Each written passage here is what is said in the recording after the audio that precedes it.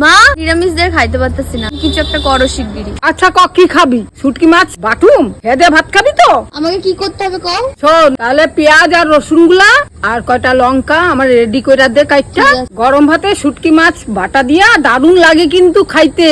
কড়াইতে জল দিয়া দিতেছি। সুন্দর মাছগুলোর মধ্যে আমি গরম জলটা ঢাইলা দিলাম।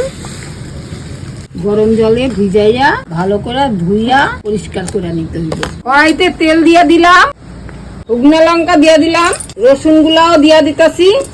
শুটকি মাছ বাটা দিয়া খাইতে কিন্তু হেভি লাগে। ভাজা হয়ে গেছে, উঠায় রইলাম। এবার আমি পেঁয়াজ গুলা তেলের মধ্যে দিয়া দিলাম।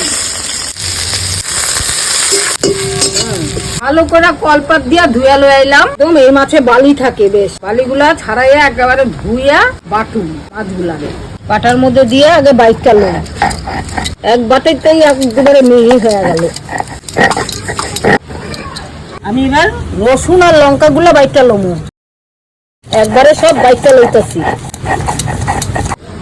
অল্প করে তেল দিয়ে দিলাম, তেলটা গরম হয়ে গেছে। আমি এবার পেঁয়াজ গুলো দিয়া লড়াইয়া চড়াইয়া শুটকি মাছ বাটাটারে দিয়ে দিলাম।